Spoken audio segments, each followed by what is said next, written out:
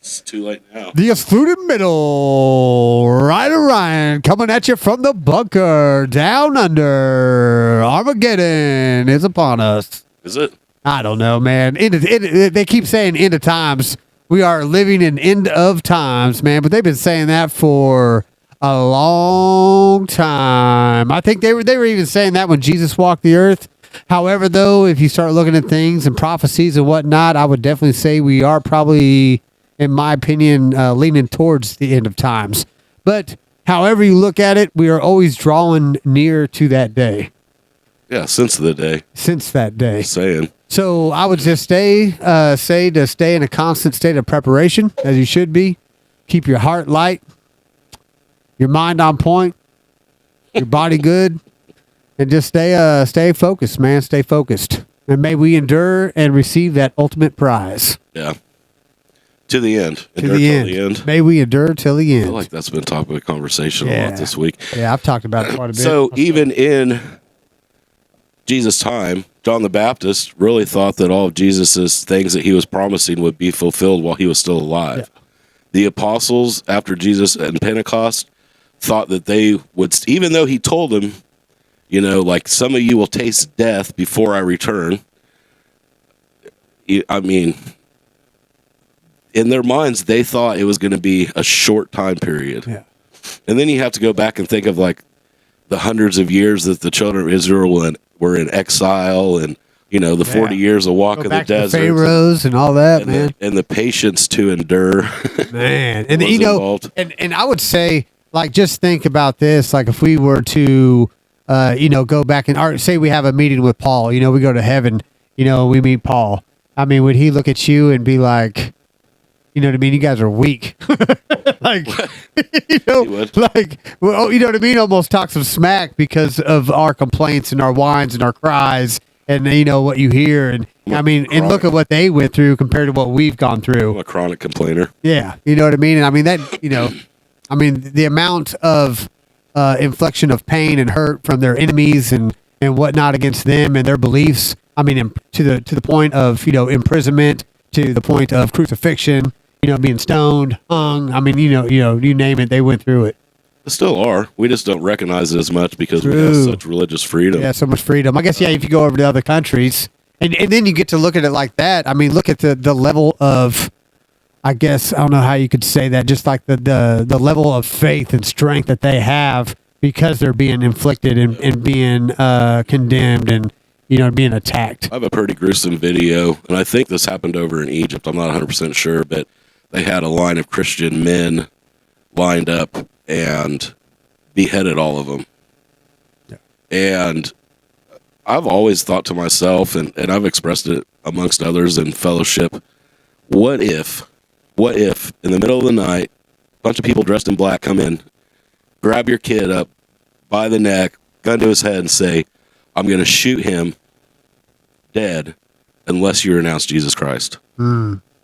Then I use the kid as an example because if yourself, it changes the answer possibly. Right. Well, yeah. Lots of reasons. Yeah. You know, you might feel differently. So if it was my youngest kid that's 18, you know, my hope is that he's going to endure till the end, pass the test. You know what I'm saying? But I would have that hesitation.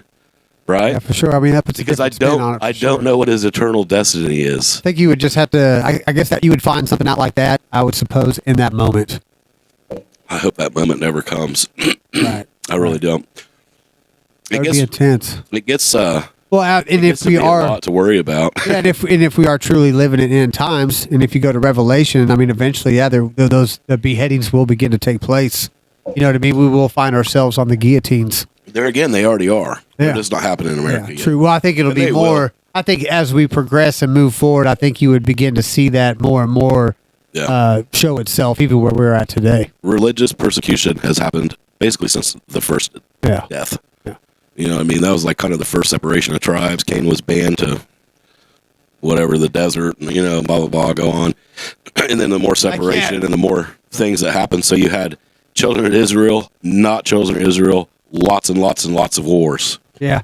And then all the way through, you get past the first 50, 60 years, as it broadens, then now you have people fighting against Christians and Christians fighting against people. That went on for thousands of years. I mean, huge wars over it. And most of the religious wars now don't seem to directly involve Christianity. Mostly it's here, well, in the Middle East, it's Judaism against Islam. Yeah, you know, for sure. There's always, not always, but for the most part, there always seems to be a religion type spin to battles and wars, even in this time we live in. Now. Would have to think like 90% of them. Yeah, it's wild. Come down to the basis of religion. Yeah, and I think that's why religion gets frowned on so much, just because of so many battles and wars and how much death and just chaos has erupted over. Well, it's a bad name too, because there's not a single religion out there. Well, I shouldn't say that. The majority of religions out there have a high moral compass, and people don't want to live under that moral compass, so they reject religion. All right, yeah. Or then you get into that, don't judge me and all that good stuff, man. I got stacks on that. Oh, I know, man. That cracks me up too. I also give some thought on the whole judgment, and we're kind of getting off topic here, but the whole judgment topic. I know we don't. Well, we did, and we've opted not to discuss it. So we could touch on it. Well, yeah, we can. We were going to talk. We're getting there anyway. Yeah, we are. We were going to talk a little bit about enemies and just evil people, or enemies, or however you want to take that. And we were going to kind of dive into that, but I don't think we're quite ready, or we didn't want to go a little bit more in depth on it. So we opted to, just kind of get on here and chat a little bit about just whatever. And so, anyways, going back on the whole judgment deal. It's like, because if you say you have somebody like a pedo or something, you know what I mean? Like raping kids or something like that. And I'm all like, well, that's wrong. You know what I mean? So would that consider me as being judgmental? Would you consider that wrong? Depends on who you ask. Or like, you can't. If you ask someone who's terrible, extremely left, they would say, yeah, let the pedo be a pedo. Well, see, I would still say that's wrong. You know what I mean? And that is to me, that would be forbidden. That would be, you know what I mean? You would have to call that out and be like, yeah, that is sin. That is sin. And I mean, I'm taking it to the extreme, obviously there. But would you consider that a sense of judgment? You know what I mean? And I think when you look at judgment, I think you have to use somewhat of an intellectual factor there. It does, but there's so it's such a broad word. So judgment in the English means so many different things. I don't want to go and look at the comparison in Greek or Hebrew, whatever, because it could probably have multiple words that describe just the same as love. So love, we have 5 words in Greek for love and 1 English word for love. So you have to read the context before and after to understand the type of love they're talking about. So when you think of judgment, this is just the Merriam-Webster, it says the process of forming an opinion or evaluation by discerning and comparing.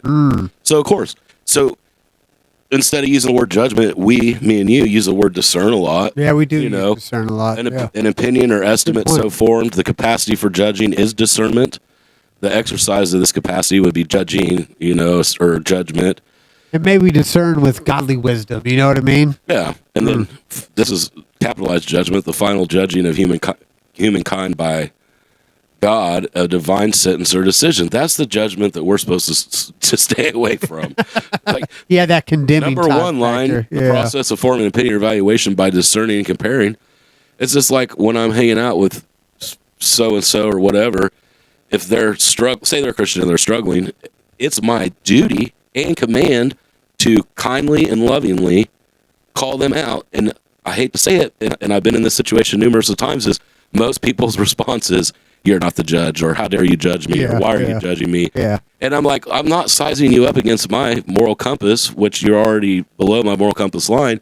I'm subjecting you to the word of God that you say that you want to be subjected to. Yeah, correct. Yeah. And so then I think that and then anybody can just wear the label, I'm a Christian, which a lot do these days, I do believe. They do, absolutely. Yeah. Well, I mean, it's part. I watched Paul Washer one time. He gave this big sermon, and the whole press or the whole thing he was talking about is like, I could go to knock on doors and say, "Are you a Christian? Not a Christian?" And you go to the right small town and knock on the doors. 99% of them would be like, "Yeah, I'm a Christian." Well, when's the last time you were in church? Yeah. When's the last time that you did a Christian activity? When's the last time you followed a command of God? And I don't know if that comes off hard. I mean, I think we're called to do more. We just had that conversation yesterday on the phone. And, there's this, I think that we are called to lead blameless lives. And even in myself, because I bought into it for so long and it's hard to undo the things that I was taught, is this idea of forever forgiveness. Well, you keep doing the same sin over and over. At the same time, your heart's getting hardened to that. Yeah, the heart gets hardened. I like that. And I think it's in Hebrews 6, possibly it's, or maybe Hebrews 10 or 12. My mind's so far out of it, I can look it up, I guess. Yeah. It talks about where Esau could only cry bitter tears. There was no more repentance for him. Mm-hmm. Now, you say, oh, well, that was an Old Testament thing. Then why would they bring mention of it in the New Testament? Yeah, well, that changed at the cross. Did it, though? We're talking about a God that never changes. You know? So the same God that was in the Old Testament is the same God that's in the New Testament, God the Father. You know? And so there is this, and for me, and I don't like feeling conviction. It's not my favorite way to feel. You know what I'm saying? I think that's why I use drugs and alcohol so much in my past life. I don't know. You can use it. It's a valuable tool. It's the same as anxiety. Sometimes I feel like my anxiety is a curse, and other times I feel like it is like this different power from within. Yeah, I think to me, all that goes, for me, yeah, I use it more as a tool. I used to not, you know what I mean? Like you were kind of saying, it would have a different effect on me. But as I've grown older with more experience, I now look at those as more, as like you would say, more of a blessing, a gift, or a tool that I can use, because it kind of lets me know that I'm not aligned accordingly, correctly. I'm not drawing in near. I'm actually pushing away. Yep. So then I start to feel those types of feelings or emotions. So then that automatically anymore, instead of triggering me into something chaotic stupidness, it actually triggers me into almost a guide and direction to dive in and get and check myself and see what I'm doing. Well, have you ever noticed? In noticed? fact, I am doing something, or if I'm in a situation or whatever, you know, Different. And I need to take inventory. Different kinds. And move accordingly. Different kinds of anxiety feel physically different in different parts of your body. Yeah. So if it's like a discerning spiritual anxiety, I like feel it in my gut. Yeah. You know what I'm for saying? sure, man. Like you feel, I feel it all over, man. If it's like a confrontational anxiety, you know, anywhere, whether it's going to be an argument or a fist fight, I feel that in my chest. Yeah. Right? You know what I mean? Like your chest gets tight and you kind of short of breath. And you're kind of, you know, already stacking up for this whatever confrontation is going to be. And then if it's something that's emotional, a lot of times it'll be like in the pit of my stomach and my gut, and then it affects my head to where my thoughts, I can't. Man. They're just race. You Yeah, know what I because mean? you can feel it, like, as you talk on that, like, yeah, there's times where I feel it in the gut. There's times I feel it in the heart. Right. There's times I feel it up towards more to the head. Yeah. You know what I mean? And there are those ones, and I love those, are like when you get filled with those goosebumps, and then they just overwhelm you. That's on the other side of the spectrum, I believe. I believe that's the good anxiety. Yeah, that's what I mean. Yeah. I still feel like you're in this like really weird spiritual state, I think, is part of the reason. And I think you're in that thinly veiled area between, you know, the time, space, matter part, you know, it just barely crossing that. I always ask myself, and I'm constantly digging on this from time to time, is you think in the Old Testament and even the New Testament, all these times where people, I don't like to use let's say walk in the spirit world, but I mean, that's what they were doing. Why? And even in the early church, lots and lots of record of people documenting that through meditation, prayer, and stuff. So what's keeping us from doing that today? That's always my question to myself. I'm not following the question, Ryan. So are you saying walking in the spirit? Like it would say in Scripture, like one to walk in the spirit? No. I'm saying beyond that, so a bad comparison would be, and I can't even think of the word now, where you like leave your body, right? Oh, projection. Yeah. So astral projection. Astral projection. Yeah, that is real, actually. There's even documented. It's real. There's even government documented information that's out there that shows people that have actually done that, and they have that listed, documented, and they actually use that for themselves to spy on people. I just don't think the Indians are full of crap when they talk about walking in the spirit world. No, I don't think so at all. That's a true statement. They use things that influence that, but in the early church, they were doing the same thing. In the Bible times, they were doing the same thing. You know, they were taking themselves to a place of meditation, doing all this step-by-step process. Now, I think it could be extremely good or extremely bad. Yeah, depending on what spirit. Yeah, and they say if you are practicing dangerous. That, like you have to be cautious in that, because you will come across entities in those realms, some good, some bad. Even if you're on the good side. Yeah. Yeah. And then I've also heard like, that like while you're out there drifting through the realms that you can actually be taken over in the physical side. Like, Definitely those, I mean, I don't know if that's true or not. Yeah. But yeah, I've just heard people talk about that in discussions when I'm out there researching on Google and looking into this type of stuff. Church theology says a indwelled believer cannot be indwelled. Right. Yeah, we talked about that the other day too. So that doesn't mean they don't wrap around your throat. That's another debate. Yeah. Or you know what I mean? Push against you. And then that would kind of, I was going to talk on that a little bit on the enemy side. You know what I mean? Because as you make your mark, and I don't know if I want to go too much into it, but you make your boundary, that enemies, those entities, those principalities, they're always going to be pushing up against you, checking that boundary. And if you don't have that solid boundary, you're going to have to take a step back. You know what I mean? You check and you be like, oh yeah, I got a boundary there. Let me hold that. Well, they've already took you back a couple steps, and then they're going to come again. They're going to come again and again and again. You know what I mean? Eventually, you're clear back here, totally off your spectrum and off your wall, and then boom, you're gone. Right. Yeah. So, anyways, we'll talk more on that as we get into our enemy discussion in later episodes. Well, it's like anything. I mean, I had a certain way I felt about it, and I don't know, what was it?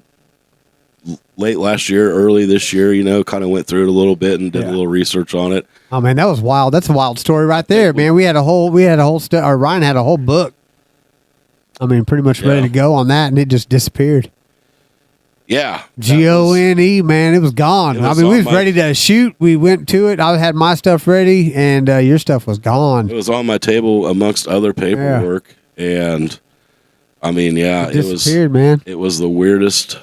It kind of creeped me out a little bit. Yeah, it still kind of creeps me out a little bit. I don't know if it really creeps me out. I just find it offsetting. Well, yeah, I even had the neighbors run back the tape just to make sure, Well, I'm like, you didn't see anybody in my house that shouldn't have been there. Yeah.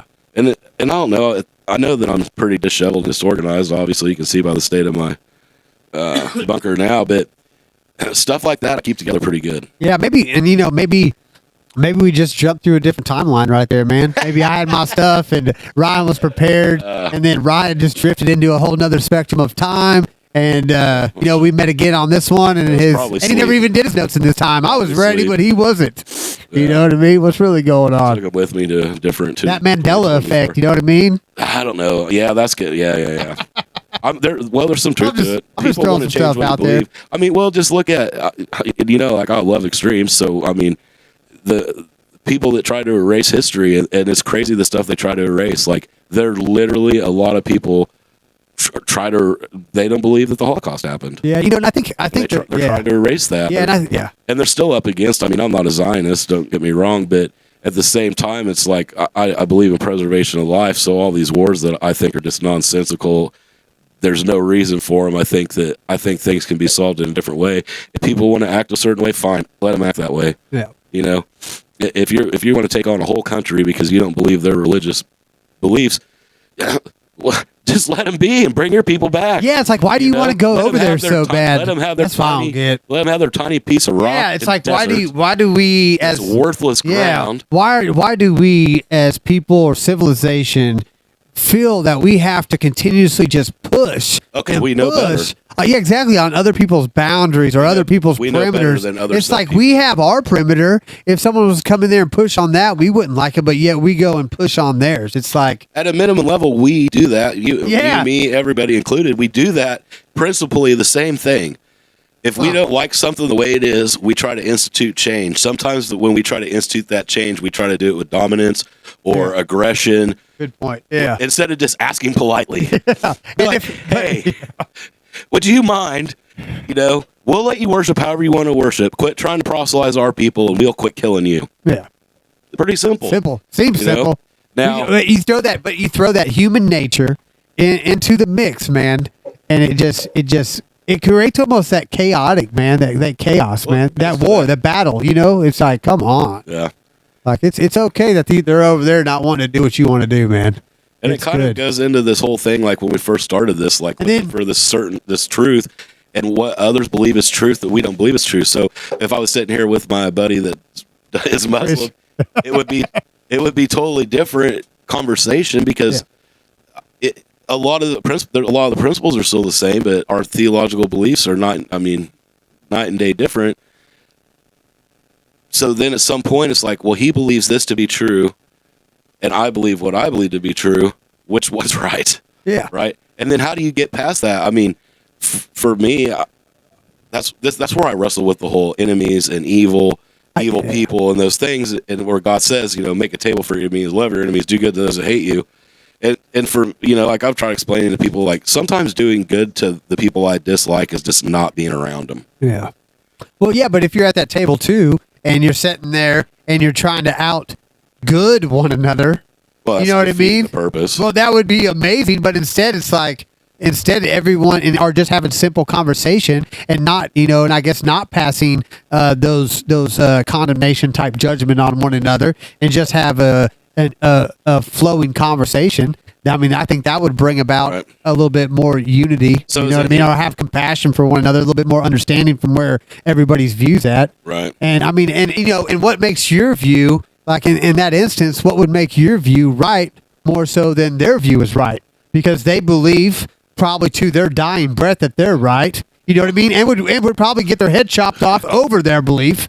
You would sit there and allow your head to get chopped off, or like you said earlier, their kid's head chopped off or whatever, to stand on what you believe. So if you both believe so strongly, well, then why can't they both just exist in this world, man?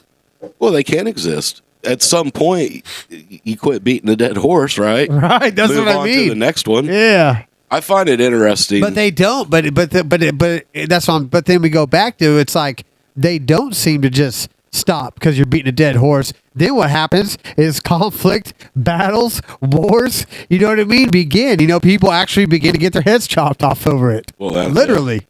You know what I mean? Because of their theology or their belief system. You know what I mean? And then you're in wars, man. Yeah. And then you're getting killed. I used to they're making you, like you go to end times, they're making you denounce Christ, or we're going to chop your head off. Yeah.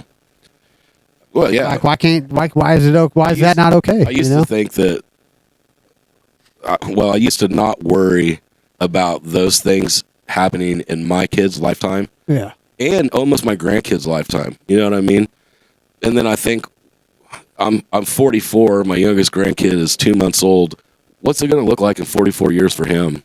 Good point, man. I think about that, dude. In fact, I feel like we're going to see it in our lifetime. Yeah, I mean, I've discussed this in the past. Like, here, my prayers have been real heavily on like my kids, and then my kids' kids, those kids' kids. Like, I've been praying to like the fifth, the sixth generation. You know what I mean? Of my family. Like, I won't even be around, and I'm already praying for those people because on my family side, on my kids. Yeah. I mean, that is on my to-do list for prayer, and it's been quite heavily on me.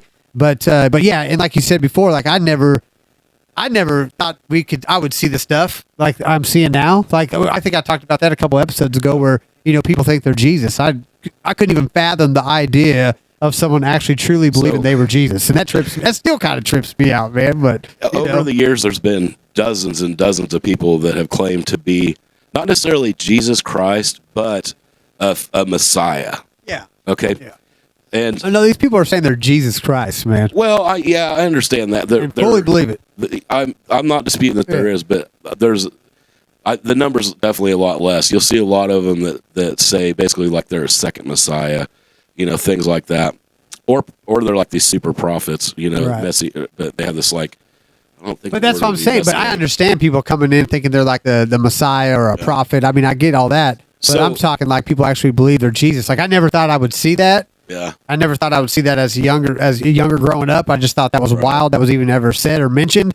And then as I grow older and more things begin to happen, and I guess maybe social media has helped with that. You know what I mean? You get to see more people. And it's like, people I normally wouldn't run across, and I get to, hear about that. And they truly believe that, man. And that, that goes again back to, are we living in end times, man? That is one of the signs. Yeah. So Jesus in Matthew 12 calls people basically evil. He says, "You brood of vipers, how can you speak good when you are evil?" Evil. Right? For the abundance of the heart, the mouth speaks. The good person out of his good treasure brings forth good, and the evil person, He was talking about the Pharisees right there. out of his evil treasures bring forth evil. Yeah. Yeah, he's talking Pharisees. Yeah. Maybe, and and I guess if you had But he's Jesus, still referencing a human being as evil. yeah, maybe they had been completely taken over, and But if it was like that, why wouldn't it say brood of vipers? How can you speak good when your evil nature, right, or your evil spirit, or your evil thought process? Maybe he had seen them for who they. I mean, Jesus is obviously seeing them for who they truly are, and sees that there is no hope for those, that they are evil. Yeah. They are truly evil. They've totally embodied it, and they have now become evil. So then it makes they have no sense of love anymore. And Jesus still sat and ate with them. Yeah, well, there you go. I mean, honestly, there's like lots of records where he's sitting with the Pharisees, and even other people are like, why is he sitting with those people? It's not like he stopped his teachings when they came around, No. That's he continued on. No, he passed judgment. I don't know, man. I don't know. How is he not passing judgment if he's calling him evil? Yeah, no, I'm saying that. You know what I'm saying? But you're saying that, but then again, that's Jesus, man. That's not me, nor you. I understand that. So, I mean, I don't know. Disciples, they pass judgment on people. It says, if you go into the town and they bless you, bless that. And if they don't bless you, just wipe your feet off at the door. Kick the dust off and take the blessing with you. Yeah, true. Yeah. I guess you're using your intellectual and your smarts and your intelligence and your experience, and you're basing a sound judgment. Well, yeah, and hopefully that you're connected mind, body, spirit, and soul. And I guess you would have to know too at that point if you're going to pass that judgment, which I mean you do at times. I mean you would have to, especially if you're dealing with like I guess those evil viper type people. You would be dusting your feet off. So then if you pass that judgment, best be ready for having that judgment passed on you, which you would then at that point understand that you're clear of that judgment. So I guess you could walk forward just fine. Well, I would have to think so. Yeah. I don't know. Amos 7. That'd be my take on it anyways. 7, it talks in there about the plumb line. So, God's going to bring a fiery whatever and burn all the crops, and Amos prays, God relents, and he's going to bring a plague of bugs, and Amos prays and God relents, and so God's response is, well then, I'm not going to do it now, but what I'm going to do is I'm going to set a plumb line, and at a different time, I'm going to judge you by this, blah, blah, blah. Well, yeah, because I think it goes to fact too there, though, if you're going to have that judgment, I guess, if you look at the Pharisees, I mean, they were very hypocritical as well. Right. And you know what I mean? If you're going to sit there and pass that judgment, then go off and do this own thing yourself, I would say you then would be hypocritical. So if you're going to be passing judgment, I would say best not to be hypocritical and then begin to do the same thing, because you're going to be judged in that same manner. Well, and then that's going to suck for you, and it sucks to suck, man. You know what I mean? Yeah. The way that you judge is how you're going to be judged in return. So obviously don't use hypocritical judgment. Exactly. By that measure, you're going to be judged by. You're going to be measured, man. I want to be. I mean, and then I guess you could go there. You could say, I want to judge in a more of a loving manner. You know what I mean? I want to judge more in that correction type judgment. You know what I mean? So if you're judging in that manner, you're going to be judged on that same concept. So instead of being condemned, you're going to be corrected. And then it comes down to how long do you stay with that person offering correction? Exactly. Yeah, true. The book says eventually you put him out and let Satan. Well, yeah. I mean, force him to have that prodigal son moment. I mean, we're called to make disciples. You know what I mean? That's how I would look at that. Yeah. And if you're not growing, you're not getting better, you're not showing that improvement, like you said, well, then you're on your own. You know what I mean? You're going to have to sort that out, because what I'm doing for you is not helping you, obviously, and in fact may be hindering your progress. Right. So I'm gonna go ahead and push you out, and then let the boots get put on you, let you get some timeouts, get checked, and see what happens. Maybe you need that wreck. You know what I mean? Like I needed that at one time or another. I needed to be pushed off and then just get wrecked. Oh yeah, get annihilated, get beat up on. Coming up, try to breathe for air, talking about help me, Jesus, help me. Yeah. So you know what I mean? And then eventually I began to seek, and Jesus presented himself, and that's why. Here I am today, man. You just can't talking about Jesus. You know what I mean? That's why you can't. How's that work? That's wild. That's wild. That's how it works, though. It works by an act of God. Yeah. Like, I got bears crawling after me, fighting me, trying to eat me alive. That's what it took to get me. Was it while you're out on a run? I mean, I'm just saying, it's just a metaphor. But God works. So as I'm struggling through things, and Trisha was the first person that I mean, and maybe I said something that triggered her to do it. I have no idea. I mean, like I said, this was, I don't know, a week or so ago, but I come downstairs and she's like, Jerky, sit down. I want to read you a Bible verse. And I'm like, okay, let's hear it. And it was Ephesians 6, of course, the part about putting on the full armor of God. And then, like 4 o'clock in the morning, a buddy of mine, good friend of mine from church, sends me the exact same passage. So my first thought was, it must be the verse of the day, or something. Oh, yeah. No, it wasn't. He just randomly sent it to me, based a little bit on what I've been going through, because I did verbalize some things at church the week before, but during prayer request time. And then, not 45 minutes into work, a third person sends me the same exact passage. Man, 3 times? Yeah, well, 3 times, of course, 3. Pay here we attention. go. So then down the rabbit hole I go, and I rethink this idea. Man. And it's like I struggle with the same people over and over again, and it's like I can't get away from them if I want to. I mean, one I work with, one's my ex-wife, and the other one, how do I apply scripture to it? That's my constant battle, and part of it is like I try to be as nice as I can to all these people. So like with my ex-wife, avoidance is key. I have no reason to be around her. I have no business being around her. I personally, and a lot of other people have said the same thing, I believe that she's evil. I just do. And some of the things that have happened that are uncanny, and you would think like, I could go to numerous situations of either she literally had cameras all over Haven inside people's homes, and I can't believe that any of these 3 people would have gone back and said anything to her because they disliked her before I disliked her, right? And then how could she have known? How could she know? Yeah, I don't know, man. And the person comes to me, they're like, well, I know. It's because she's evil. And I'm like, nah, not my kids, But as I think about maybe, Ryan, little things and maybe she was a viper, dude. I don't know. Her rejection of Christ. I mean, she's an ex-wife probably for a reason. Well, yeah. I mean, I understand that. I don't know her, so a certain pastor. I'm just speculating. The first time I was getting divorced, I was sitting at church at Cross Point, and Andy said, "If you're getting a divorce, you're not trying hard enough." Right. I would always say, like me, the way I look at it too is so bad. Like to me, like a divorce is like a sign of a hardening of the heart, whether that be your heart or her heart or both y'all's heart. I don't know, but in this case, it probably leans more towards hers, possibly. Yeah. If you're calling her evil and other people are as well, I would have to take that into consideration. Maybe you would never ever get. I don't know. To admit, check the balance of the heart, man. It will be weighed. I've known her for years and years and years, but you would never get her to commit to say or admit to the words that Jesus Christ is the Son of God. Well, that's in 1 John right there, I believe, isn't it? Yeah. That's a sure sign of the spirit of the Antichrist, I believe, is they don't admit that, So what do I do with Christ that? is the Son of God. You know what I mean?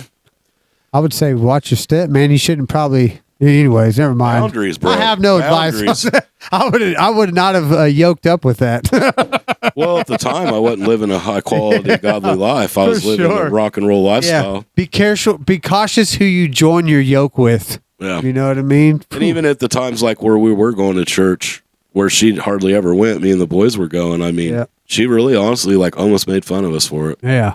For sure, yeah. She sure wanted to be there to watch Benny get baptized, though. And then I guess she left, so I mean, she had to do what she had to do. So, yeah, I always wonder because, like I said, a couple of weeks ago, she showed up out at Mary Mag for the youngest grandson's baptism, and which bothered me. I didn't stay; I left. You know what I mean? Yeah. And it was difficult. It was hard. It's still hard on me. And then I had to ask myself, and even ask Trish. I was like, what am I going to do if she starts coming to church there? You know what I mean? That would make it tough for you, wouldn't it, Ryan? Everybody deserves... Do you think she did? Do you think I don't even know if I should be talking on this stuff. Yeah, would she just 100%. Do it to mess with you? Absolutely. Like that's what it seems like to me. Like especially she's done it before. Yeah, sorry. She showed up. I'm going to mess with Ryan today. She showed up. My sole purpose is to jack with you. I've been divorced. I've been divorced 10 years, and I'm like I joke about it. I was like, I am so glad I'm that important to somebody that they spend their life trying to make mine miserable. Right. You know, and it's like, even after 10 years, I constantly will hear, I mean, mostly from my boys, but it'll be like once or twice a week. You should hear what mom's saying about you. You know, like, I don't even give a shit. Yeah. I just don't care about that stuff. Yeah, for real, man. And there's still a part of me that wants her to be better. Yeah, I would say what is needed there is that 3-piece heaven combo, man. That 3-piece heaven combo, and that is... is that where you hit him with the bus? No. That would be... that's what I wanted to do for a long time. Forgiveness, gratitude, and praise, man. Well, see, and that's the thing. Forgiveness, gratitude, and praise. That's what I think you do towards enemies. And we can dive in a little bit deeper on the next one. Is that 3-piece heaven combo? Not peace as in throwing blows, but peace as in you know what I mean? P-E-A-C-E. Yeah, P-E-A-C-E. So that is, and I even have to do that on myself because I can be my own worst enemy at times. And that is the 3-piece heaven combo, man. And that is forgiveness, gratitude, and praise. Yeah. Yeah. Well, I'm just gonna keep praying for her. Yeah, that's all you can do, man. Repay. What is it? Repay evil with goodness. Yeah. That's all you can do. And sometimes call them a viper, like Jesus did. I don't know. Oh, I did that once. That was a poor choice. You know what I mean? Poor choice. I mean, flip a table every now and again. I mean, you know, you got boundaries. Yeah. Shoot, man. And I mean, you got to hold a boundary, Ryan. You got to hold a boundary, and you got to hold it strong. And every now and again, you know what I mean? You got to let them know you're pushing up on it because I ain't stepping back, you know? This is where I'm at, you know? And if you can't, yeah, that's what I'm saying. Like, if you're going to chop my head off, well, I'm going to hold my line pretty hard, dude. And if it goes down to getting my head chopped off, I guess that's where my line was. I didn't budge. I didn't move. Yeah. You know? I don't have and I live forever. You don't kill me. So you chop my head off. I mean, oh, well, sucks to suck, man. Sucks for you. That's not the way it works in the work situation I have, though. And it's like, well, I was taking it to the extreme, Ryan, just like you do, man. There's still some middle ground here. Chop my head off. I ain't moving. I mean, it's hard to. You might find a room and we all work behind the same desk, and so it's hard to have a boundary. Yeah. And to me, it's the most awkward thing when the other person literally knows. They're like, "So I noticed you don't work a lot of Monday, Tuesday, Wednesdays, and I feel like you don't like me." And I said, "That's not that I don't like you. Should have been like I don't like you. I don't like working with you." Oh yeah. You know, I said I believe everybody is entitled to act the way they want, but I mean, I pretty much am just me at work. Don't get me wrong, because that's what makes me beneficial at work. Is I'm just me, raw and honest, and say what's on my mind or whatever. Yeah. But how many times am I going to have the same confrontation with the same person? I've already voiced why. Yeah. I've already tried to institute change. I've offered suggestion, and it's just this vicious cycle of whatever. Yeah, just beating a dead horse. It is, and then, but I'm not the person who gets to create the boundaries. If I just had an office to go to, just go shut the door. Last week, one of my good friends that I work with who has an office, I heard a bunch of yelling, and I thought there was an altercation with some guys, and it happened to be an altercation between staff members, and it was the one that I don't like to work with. Oh, that's hilarious. And so then it's just like, that was at 8:07 in the morning. I'm like, crap, I gotta go to 4 o'clock like this. Man, it's gonna be a good day today. But I mean, I don't know. I don't know. Who knows, man? I think a lot of it goes around with our mentality. That would go with their mentality as well. Like, are they just a negative being, walking around with negative forces? How do I apply or you want to uplift it? How do I apply? Well, I try to intervene and de-escalate usually. I wouldn't intervene, de-escalate, none of that. I'd be like, I'm living my best. I'd be like, I'm living my best life ever. Have a good day. when it's staff against clients, I'm there. I'm gonna intervene. I don't know. I'm gonna shut that down. If someone is degrading a client who's a human in front of me, I'm shutting that down. Yeah. To what extent, though, are you shutting it down? You know what I mean? Like, well, I usually just try to. When they have a supervisor, or when they have a direction, and I mean, yeah, right. You know what I mean? And you would have to say, work your chain of command. Try beating a dead horse there. Yeah, I don't know, Ryan. So intervention at first starts with politely saying, "No, that's not how we do that," or "I don't think this is a road that you want to go down," or "I don't think that's great advice."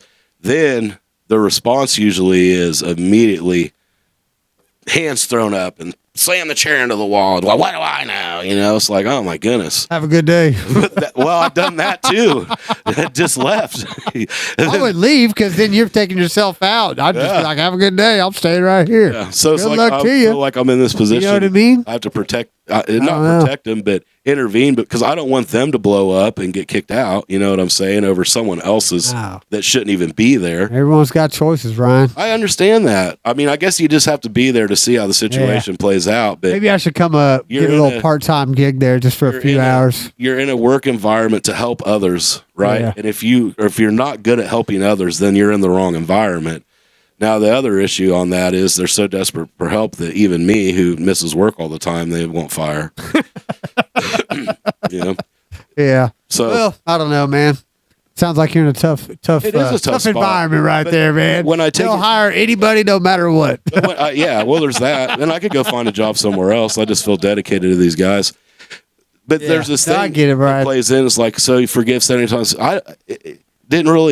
I don't know. Is it my place to offer the forgiveness? I mean, how do I view that part of it? Because it's like, well, you didn't really offend me. We say a prayer at the end of every church service on Sunday to correct injustice and to have tears for the impoverished and the oppressed and all these things. Yeah. How do I live out that prayer and just sit there idly on my computer? Well, that just happened. I'm not saying sit there idly on your computer. That's not what I'm saying. I'm saying you should hold ground, man. Yeah. Like what you did is you gave up. Like that one instance you're saying, you gave up and just walked out. I would say you gave up right there. Me, I wouldn't walk out. I'd be like, no, this is where I work, man. Get it sorted. If not, let's get some direction. Let me fire off some emails to some supervisors. In fact, I work at a nonprofit organization at a treatment. I'm seeing this individual get poorly treated against his rights. In fact, I'm pressing criminal charges against you. To what extent do we need to take this today? Well, the criminal charge, and then they'd be like, oh my gosh. The criminal charge thing wouldn't happen. I don't know, but I'm just saying, what do you got to do? What's your next step? I've done all those things. Yeah, so you got to do what you got to do, man. Yeah. I'm just saying, that's where you should. Anyways, that's what I would do. This is my why boundary be like right here, man. This is why I'm struggling through this idea of enemies and evil, how we attack it, what we do, where do we stand. That's why it's this constant. I don't think you attack it. You know what I mean? I would say sometimes you would have to put some type of. I wouldn't attack it. I mean, I'm not going to go over and just walk into some terrible ass evil neighborhoods and be like, what's up? Well, yeah, but I mean, in this situation, I would say defend. I think you have to defend. Yeah, to defend, but I would not attack. You know what I mean? Not the person. Yeah, I don't know. The situation. Yeah. You know what I mean? Yeah, still, but I wouldn't inflict I don't know. I just wouldn't attack. I just wouldn't go around attacking. I try to use. If I went around attacking evil, man, you'd be on a nonstop. Like it'd be nonstop. I think if it's pushed up against you, you know what I mean. Like I said, you would stand firm, stand ground, hold firm. You know what I mean. I think that you could do. I don't think you attack it though. I don't know, Ryan. It's fickle spot. Yeah. Yeah, I have no idea. All I know. I just look at it as like if you're going around attacking, you'd almost be instigating the fights. You know what I mean? You'd be instigating. There's enough people like that out there. That's what I mean. So why would you have to do that? I don't think we're called to attack. Yeah, I have no idea. I mean, I'm not. I haven't been. Maybe, I don't know. I can't speak for nobody else, I guess. I just never been. Hey, Ron, what you need to do is go attack. Go into warrior mode, right? Yeah. You know? But when you go into warrior mode, it would be more or less someone's pressing up against you. You know what I mean? That evil's coming up against you. You know what I mean? Oh, yeah. And you have to hold ground, stand firm. That's 100% how I feel. So then you would go into warrior mode. Yeah. Yeah. That's what I would think. I feel like at 7, whatever time I get to work, supposed to be there at 7:30. By 8 o'clock every morning that I go to work for sure. Yeah. Within the first 15 minutes of work, it's on. I don't know. And then at times too, man, I think a lot of times that we kind of get what we need. You know what I mean? And then we cycle through that until we get it sorted out. Oh yeah, well I was thinking constantly like, what's the lesson here? Yeah, that's what I mean. So What's I don't the know. lesson? So I don't know. I don't know. I mean, like I'm reading through these And verses. there's seasons to everything, you know. Like you said, I mean, you know, like Scripture said, there's seasons to everything. It might just be something you just have to endure and hold ground and try to be, you know.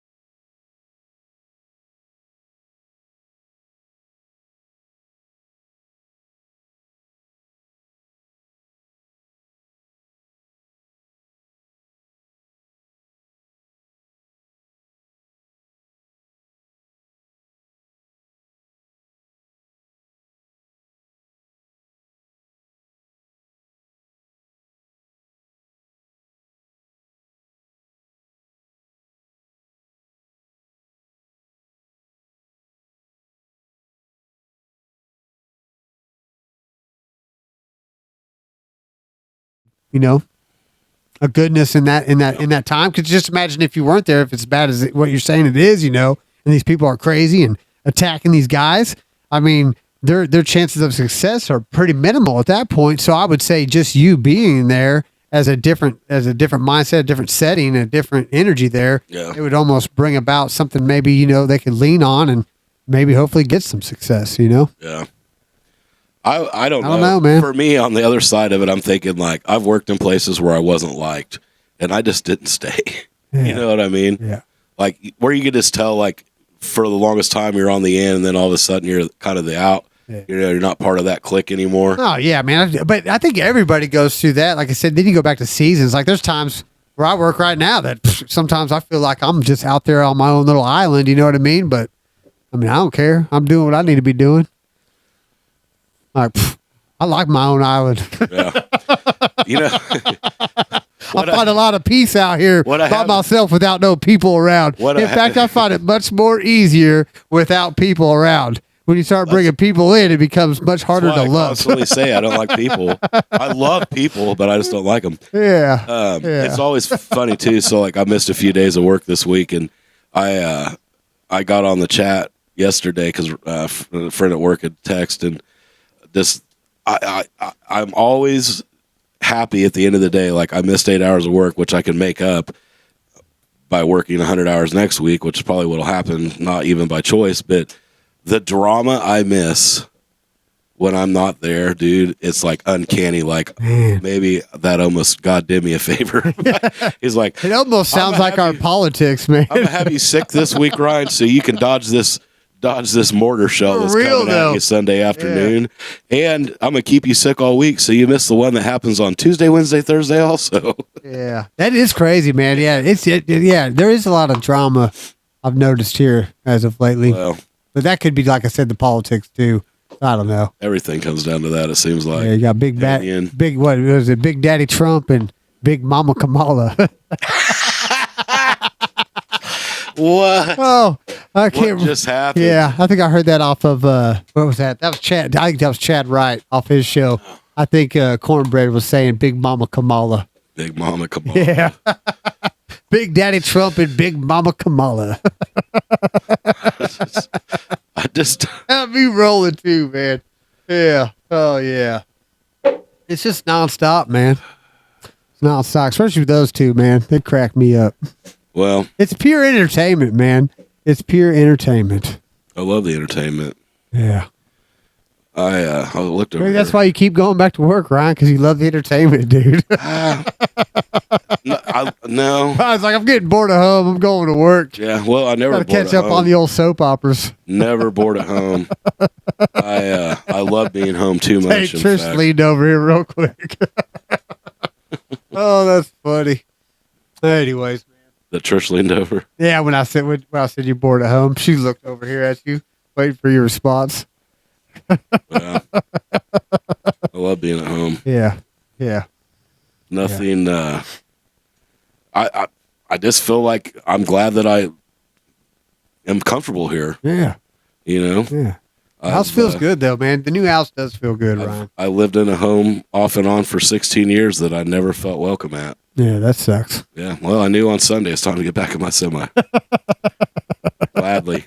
Oh well, that's the one we were just talking about previously. My ex-wife. Oh well, yeah, dude. Yeah. I bet you probably couldn't wait to get back in the semi. Oh my gosh. Well, it wasn't that because I love being around my kids. There's a lot of times where I had to drive 600 miles out of my way to coach a baseball game. Sounded like she was sucking you dry, man.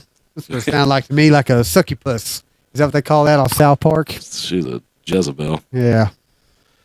Jezebel. Oh goodness. Trying to take down your very soul, man. I guess that's what evil would do if they were calling her evil. You know what I mean? She was trying to take every bit of light from you. You know what I mean? Oh yeah. So 100%. I don't know. I can't really speak much on it. This is what it sounds like to me, anyways. Well, it is what it is. I guess you don't have to deal with it no more. Really, you don't have to live with her, anyways. That's good. Boundaries are a beautiful thing. Yeah, they are, man. Ready to close this out? I wonder if my phone's still even going. Yeah, reborn ready. Reborn ready, Ryan. Reborn ready, sir. Reborn ready. Since you brought up praise, we'll close out with this out of our Mary Mac Pray book. Yeah, I like it. It says, praise you, Father, for the innocent eyes of children, for sunlight and flowers and the great trees, for mountains and valleys and snowfall that sparkles in the soft rays of a sunrise, for the muscles of men who build houses and hospitals and schools, for the minds of scholars who unfold the mysteries of your creation, for doctors and nurses who diagnose and treat ailments of the body, for the hearts of parents who teach us to be kind and to love. We praise you for what we have, and we also praise you for the things that are your wisdom. We also praise you for the things that your wisdom has decided to withhold from us. Ooh, I like that. All we are and all we have is because of your great mercy and providence. Our only response is a posture of thanksgiving and praise and a desire to share your bounty, these treasures, with all your children. You are almighty and awesome. Thank you, Lord, for being God. Amen. Amen. I like that one. That was a good one right there. Can't get past the prayer book, man. So much value in it. I love you, Keeler. Love you, brother. One love. Shalom. We love you guys.